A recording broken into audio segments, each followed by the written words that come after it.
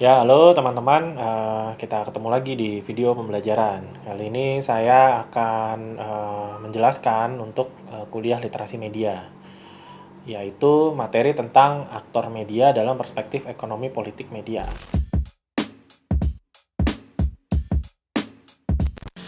Nah, sebetulnya teman-teman nanti akan belajar tersendiri ya, mata kuliah tersendiri ekonomi politik media. Di situ nanti akan lebih mendalam lagi. Di sini saya hanya akan menjelaskan kaitannya dengan literasi media karena memang kalau kita belajar literasi media, kita perlu tahu juga nih relasi atau hubungan antar aktor-aktor yang ada di media ya. Ya karena apa? Karena media massa juga nanti bisa dipengaruhi oleh aktor-aktor yang terlibat. Gitu. Kita sebagai audiens atau masyarakat juga menjadi salah satu aktor juga sebetulnya gitu. Selain ya orang medianya sendiri, terus nanti ada dari pihak pemerintah, ada dari pengiklan. Nah, itulah sebenarnya yang akan kita pelajari. Dan itu semua sebetulnya nanti akan dipengaruhi oleh sisi ekonomi dan politik dari media itu. Nah, apalagi di Indonesia ya, di Indonesia nih contohnya lebih bukan lebih ya, akan banyak lah ya, akan banyak gitu bagaimana media-media massa ini terpengaruh atau ditekan oleh faktor ekonomi dan juga politik. Oke, seperti biasa sebelum mulai akan saya jelaskan dulu capaian pembelajaran. Yang pertama, untuk mata kuliah ini atau materi ini, mahasiswa diharapkan mampu memahami relasi atau hubungan antar aktor dalam industri media. Lalu yang kedua, mahasiswa juga dapat memahami bahwa relasi antar aktor-aktor dalam industri media juga penting dalam studi literasi media. Yang seperti sudah tadi saya singgung di awal ya. Kenapa kita penting mengetahui aktor-aktor di dalam industri media dan juga hubungan antar mereka gitu. Karena ya itu tadi mereka bisa mempengaruhi nantinya media tersebut akan menciptakan konten atau membuat konten seperti apa gitu. Nah, kita masuk dulu di eh, pemahaman dasar tentang ekonomi politik media. Nanti teman-teman akan lebih jauh lagi sih ya pas kuliah ekonomi politik media untuk mengetahui apa sih sebenarnya ekonomi politik media. Nah, ini ekonomi politik media itu sebetulnya secara umum menjelaskan hubungan-hubungan sosial antar aktor atau individu, khususnya hubungan kekuasaan yang mempengaruhi pola produksi, distribusi, dan konsumsi dalam industri media. Jadi, kalau kita bicara industri, kan ada tiga proses ya, biasanya ada produksi, distribusi, dan konsumsi. Nah, di dalam ketiga ini ada hubungan-hubungan antar aktor yang bisa mempengaruhi tiga hal ini, gitu. Nah, dan juga aktor-aktor ini juga ada kaitannya dengan kekuasaan karena ada yang punya kekuasaan, ada yang tidak. Nah, ini semua sebenarnya apa ya yang akan dipelajari di ekonomi politik media. Beberapa kajiannya secara khusus di dalam ekonomi politik media antara lain kita mempelajari tentang aktor, hubungan antar aktor, lalu juga komodifikasi, spasialisasi, dan strukturasi. Ini yang tiga terakhir yang komodifikasi, spasialisasi, dan strukturasi ini yang dijelaskan kalau teman-teman belajar ekonomi politik media dari bukunya Vincent Mosco. Pasti ini yang dipelajari nih, tiga hal ini yang mendasar ini. Saya tidak perlu menjelaskan lebih jauh, nanti teman-teman bisa pelajari sendiri ya di mata kuliah ekonomi politik. Nah, kenapa hubungan antar aktor itu penting? Karena hubungan antar aktor media ini bisa mempengaruhi tiga hal ya. Yang pertama kepemilikan media, yang kedua sumber pembiayaan media, dan yang ketiga regulasi. Ya, regulasi ini sebenarnya wilayahnya pemerintah ya, dan juga beberapa lembaga komisi yang dibuat oleh pemerintah. Tapi nanti kita bisa lihat hubungan antar aktor ini juga berpengaruh nih terhadap regulasi atau aturan mainnya nanti seperti apa di dalam industri media. Termasuk juga kepemilikan media dan juga sumber pembiayaan gitu. Karena dengan kita mengetahui ini, kita jadi tahu kenapa media memproduksi konten seperti itu, tayangan-tayangannya seperti itu, berita-beritanya seperti itu. Karena ya ini tadi ya, ada relasi-relasi aktor yang mempengaruhi. Nah, ada beberapa aktor yang akan saya jelaskan berdasarkan jenis medianya nih. Ada media komersial, nanti ada media publik, terus ada media komunitas. Nah, pertama kita masuk ke media komersial dulu, dan ini yang menurut saya yang paling penting ya, untuk teman-teman tahu, karena setiap hari kita mengkonsumsi dari media-media yang komersial.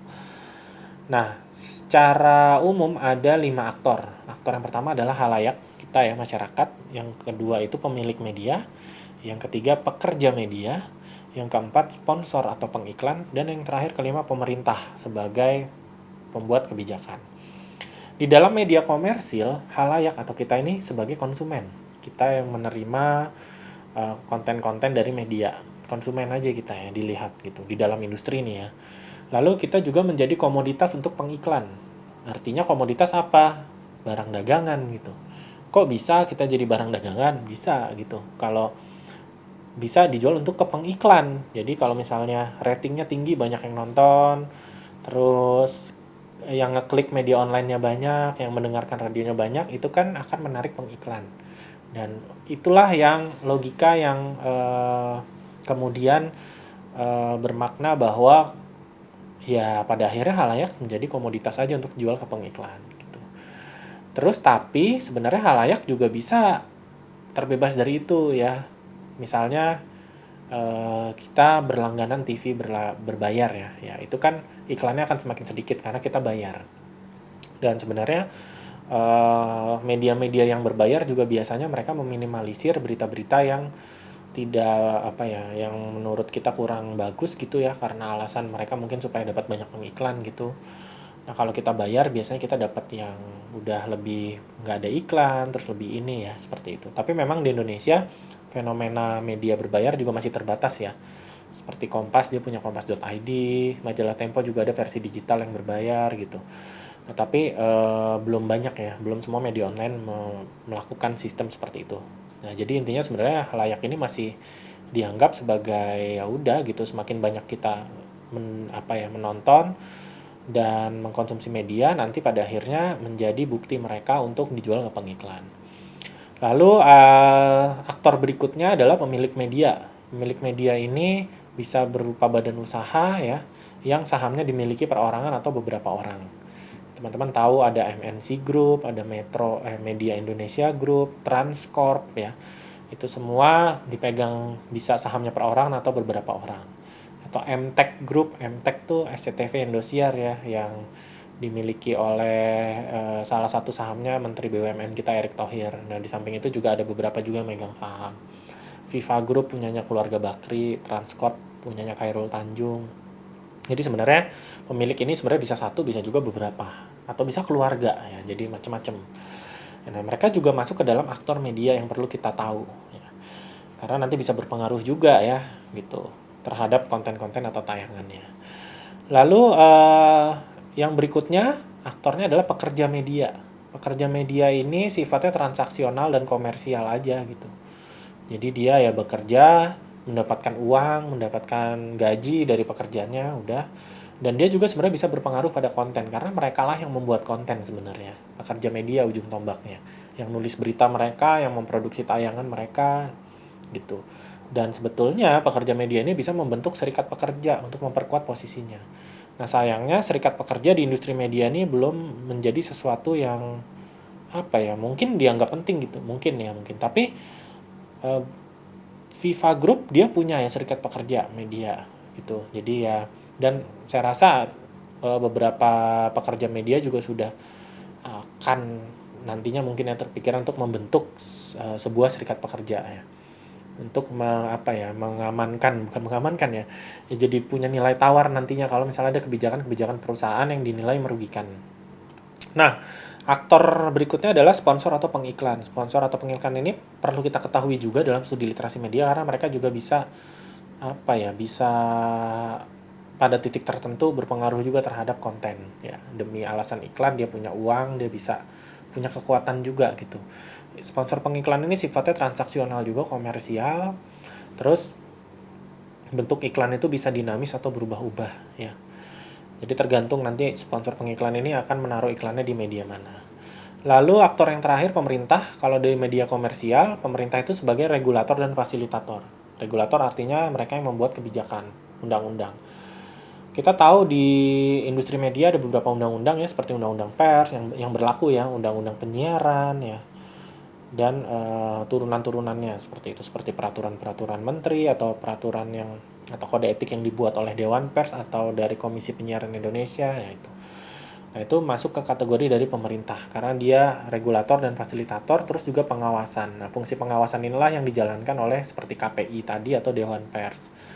Terus juga pemerintah mengatur frekuensi sebagai sumber daya alam terbatas. Kalau untuk TV, radio konvensional kan masih pakai frekuensi UHF ya, sama kalau radio FM. Nah, itulah yang diatur juga penggunaannya. Yang atur pemerintah gitu. Karena sebenarnya itu masuk ke dalam sumber daya alam terbatas. Tapi ini kan menjadi persoalan ya, karena banyak satu perusahaan punya izin punya TV yang banyak. Padahal mungkin di dalam aturan itu kan nggak boleh ya, karena sumber dayanya harus dibagi-bagi. Karena itu punya masyarakat, sumber daya alam punya rakyat.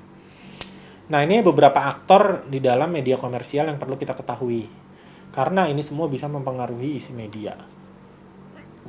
Nah, kalau di media publik, aktor-aktornya sama. Cuman ada beberapa perbedaan ya. Media publik nih, sebenarnya kalau di Indonesia ya belum ada yang benar-benar menjalankan sebagai media publik. Media publik itu harusnya memang apa ya?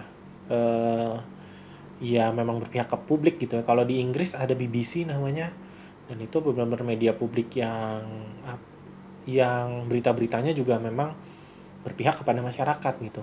Nah, di Indonesia kayak TVRI atau RRI yang memang masih bukan dikuasai ya, memang dia lembaga pemerintah, tapi ya masih seperti ini pemerintah aja. Misalnya pemerintah berbuat salah atau apa, atau ada berita-berita negatif tentang pemerintah, pasti tidak akan diberitakan gitu. Jadi ya memang itu yang masih belum ada sebenarnya benar-benar media publik di Indonesia. Aktor-aktornya halayaknya pemilik media juga sama, pekerja media, sponsor, dan pemerintah. Kalau di media publik, halayak itu agen yang aktif dan berpartisipasi pada keputusan publik. Nah, di Indonesia ini kan belum begitu terjadi ya gitu, karena contohnya misalnya TVRI atau RRI, yaitu meskipun direktur utamanya adalah publik masyarakat, tapi tetap kekuatan pemerintah masih kuat di situ. Terus juga pemilik medianya kalau publik diwakili oleh pemerintah dan wakil masyarakat, idealnya gitu. Terus pekerja medianya ya transaksional komersial juga, tapi ada juga sukarelawan juga seperti pendidik ya. Kalau di TVRI kan kita lihat sering banyak tayangan-tayangan yang sifatnya edukatif ya. Gitu, karena memang kalau media publik harusnya ada unsur edukatifnya lebih banyak. Terus juga sponsor pengiklannya bisa juga di media publik ada iklan juga. Terus ada juga sponsor yang sifatnya partisipatif juga, nggak selalu komersial. Dan sisi pemerintah, kalau di media publik pemerintah penyandang dana harusnya. Dan juga termasuk regulator dan juga fasilitator. Berikutnya media komunitas. Nah, media komunitas ini media yang dibentuk sendiri oleh masyarakat. Di Indonesia ya banyak ya media-media komunitas, dan beberapa juga sebetulnya menjadi media yang besar juga gitu. Kalau teman-teman tahu pernah dengar ada nama media kayak mojok.co, Indo Progress, seperti itu kan sebenarnya dibuat oleh masyarakat gitu. Dan pada akhirnya mereka juga lumayan terkenal ya gitu. Nah, halayaknya sebagai agen yang aktif dan berpartisipasi pada keputusan komunitas ya. Terus juga pemilik medianya anggota komunitas dan diwakili oleh organisasi berbadan hukum. Terus pekerja medianya ada yang komersial, ada juga yang sukarelawan. Media-media komunitas ini juga bisa terbentuk di kampus ya teman-teman ya. Kalau teman-teman di kampus punya media pers gitu buat mahasiswa, ataupun radio-radio kampus atau TV-TV kampus tuh bisa menjadi media komunitas, dan tidak menutup kemungkinan juga bisa menjadi besar gitu. Kalau misalnya dikelola dengan baik, terus konten-konten yang disajikan juga menarik seperti itu. Katanya sih di era TV digital nanti, ketika migrasi TV digital nanti akan lebih memberdayakan komunitas. Jadi kita lihat aja apakah konten-konten di TV digital ini bisa bisa memberi ruang gitu bagi media-media komunitas itu untuk menunjukkan konten-kontennya. Saya juga penasaran sih, pengen lihat. Nah, di media komunitas ini juga tidak menutup kemungkinan ada sponsor atau pengiklan yang sifatnya sukarelawan, ya tidak selalu komersial. Dan pemerintah juga mengatur ya di Undang-Undang Penyiaran, di Dewan Pers itu ada aturan khusus mengenai media komunitas. Ya, teman-teman bisa baca. Jadi cuman dari pembahasan tentang aktor media ini sebetulnya saya lebih ini teman-teman bahas yang media komersil, karena ini yang lebih sering kita konsumsi sehari-hari ya. Dan seperti kita tahu di Indonesia media-media komersil ini banyak dan dikelola atau dikuasai oleh beberapa orang aja. Makanya ada istilah konglomerasi media atau oligarki media ya. Itu yang akan kita bahas sekarang. Jadi di hubungan antar aktor ini juga membahas struktur industri di media di Indonesia. Nah, media di Indonesia ini pernah berada dalam fase monopoli ya, monopoli. Tapi ini terjadi di ranah media televisi aja, yaitu di era tahun 60 sampai awal 90. Karena hanya ada satu TV pada waktu itu, TVRI. TV swasta baru muncul di awal tahun 90-an.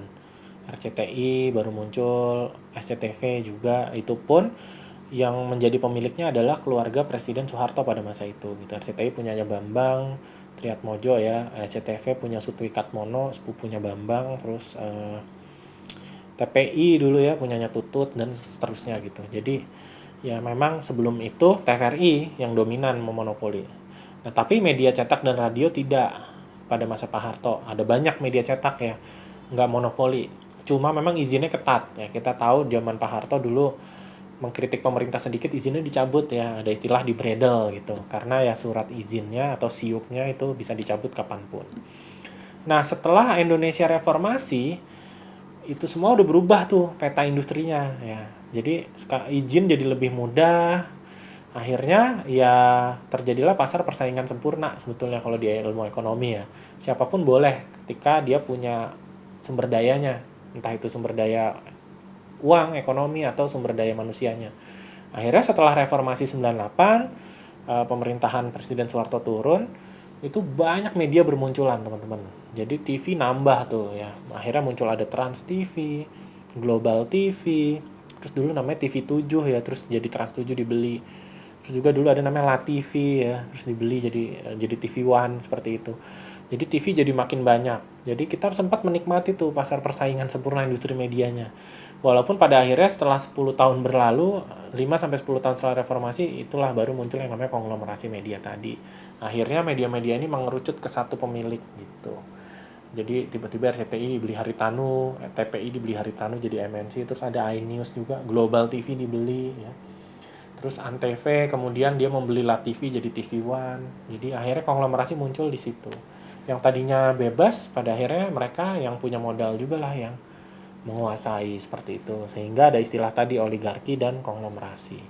Bagaimana dengan undang-undang yang mengatur? Nah, sejauh ini ada undang-undang pers tahun 99 yang juga produk reformasi, dan juga undang-undang penyiaran tahun 2002. Di samping itu sebenarnya ada undang-undang persaingan usaha, tapi ya itu tadi kalau teman-teman lihat di persaingan usaha, sebenarnya kalau di industri media itu banyak dilanggar ya. Harusnya orang tidak, misalnya kayak Haritanu dengan MNC Group, ya tidak boleh sebanyak itu punya TV misalnya seperti itu. Tapi ya mungkin ada undang-undang lain yang mengatur ya, tapi kondisinya sekarang ya seperti ini gitu.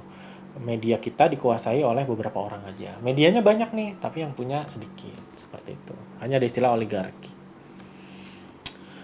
Nah, kemudian kita juga perlu mengetahui tekanan ekonomi dan politik yang ada di dalam industri media.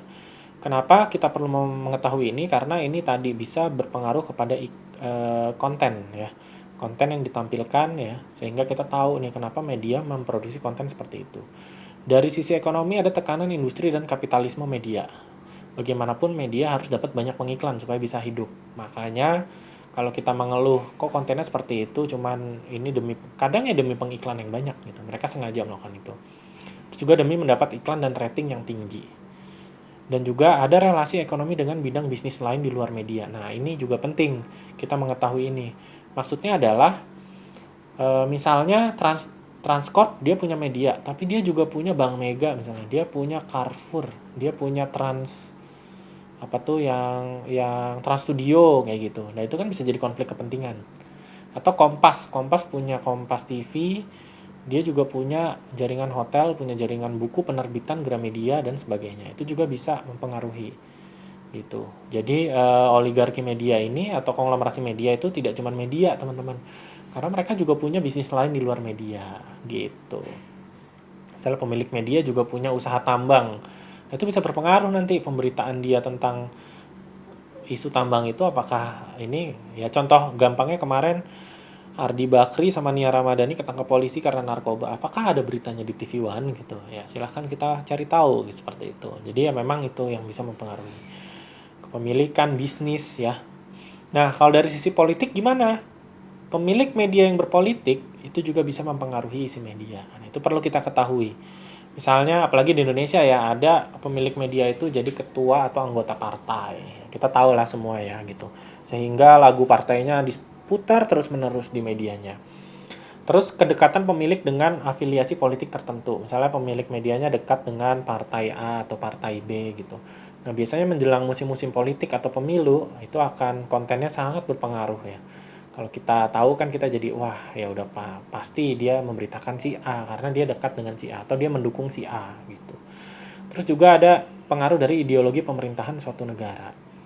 Jadi kalau di negara yang ideologinya tidak liberal ya, tidak bebas ya, otomatis pengaturan medianya, konten-kontennya juga akan dikelola dengan ketat. Ya, kayak contoh kayak zamannya Presiden Soeharto, itu kan kontennya dikontrol juga dengan ketat ya. Kalau ada konten-konten yang dianggap mengkritik ya bisa ditarik cabut di apa namanya izin usaha medianya gitu. Jadi media sangat berhati-hati. Jadi kadang ideologi pemerintahan juga berpengaruh gitu, dari sisi politik ya. Nah, itulah hal-hal dari ekonomi dan politik yang bisa mempengaruhi isi media. Ketika kita mempelajari literasi, kita perlu tahu juga nih hal-hal kayak gini. Seperti itu.